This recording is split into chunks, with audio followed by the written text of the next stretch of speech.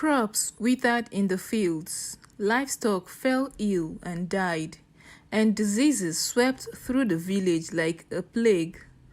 The once prosperous community suffered severe ruin, and the villagers suffered under the weight of what they never knew about. Once upon a time, in a remote village, there lived a chief priest named Oba. As the intermediary between the villagers and the gods, Oba held immense power and influence, guiding the community with his divine wisdom. For years, Oba has abused his authority with all manner of dishonest acts, dispensing judgments and decrees that served his own interests rather than those of the gods. He grew wealthy on the bribes and offerings of the villagers. He turned the will of the divine to suit his own desires. But the gods were not blind to Oba's corruption. They watched from their celestial realm, angry by the betrayal of their sacred trust. Yet they bided their time, knowing that the day of judgment will come for the false oracle. One fateful day, a quarrel arose between two families over a piece of land. Both parties sought Oba's judgment, hoping to sway the outcome in their favor, with promise of gold and offerings of livestock. Oba, ever the opportunist, accepted the bribe eagerly, his greed blinding him to the truth. He declared a favor of the family that had offered him with the larger sum, ignoring the protest of the villagers who sensed the injustice of his decision. But the gods could not abide such corruption. In their anger, they sent forth a series of calamity upon the village, punishing the innocent along with the guilty in their quest for justice. Crops withered in the fields, livestock fell ill and died, and diseases swept through the village like a plague. The once prosperous community was in severe ruin. Its people suffered under the weight of what they never knew about. As the village descended in chaos, Oba's facade of power began to crumble. The villagers turned against him, accusing him of bringing calamity upon their heads and his greed and corruption. But Oba, blinded by his own arrogance, refused to accept responsibility for his action. He clung to his position of authority, lashing out at anyone who dared to question his judgment. In his desperation, Oba turned to dark magic and forbidden rituals, seeking to appease the wrath of the gods and to restore his waning influence. But the gods were not moved by his sacrifices and plea. As the village continued to suffer in ruin and close to collapse, a lone traveler arrived, a wise sage rumored to possess the ear of the gods. The villagers went to him for guidance, desperate for a way to appease the wrath of the divine and restore balance to their world.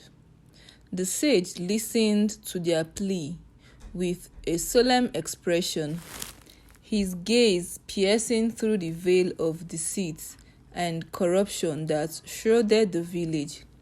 With a voice like thunder, he declared that the only path to salvation lay in confronting the source of their suffering, Oba, the false oracle. Emboldened by the sage's words, the villagers rose up against Oba, their anger and frustration fueling their determination to see justice served.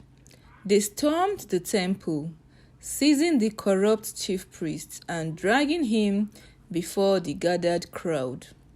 In a dramatic trial by ordeal, the gods themselves intervene, casting their judgment upon Oba with series of harrowing trials designed to test his worthiness and expose the depth of his corruption.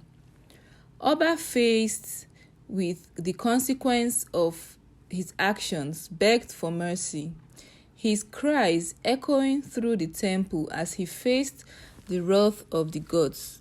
But it was too late for redemption, his sins too great to be forgiven.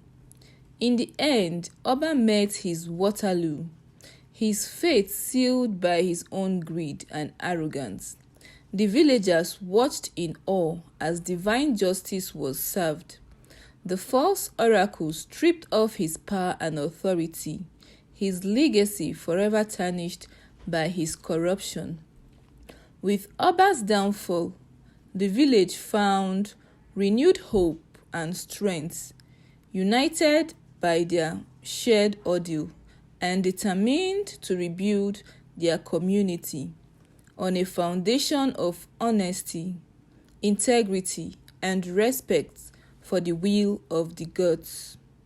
And though the scars of Oba's reign would linger for years to come, the villagers emerged from the darkness stronger and more resilient than ever before, their faith in the divine restored and their spirits unbroken by the trials they endured.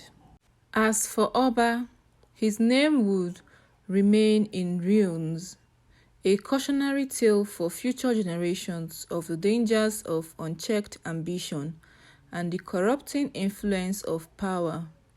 He would be remembered not as a wise sage or a revered leader, but as a cautionary tale of the consequences of betraying the trust of the gods and the people.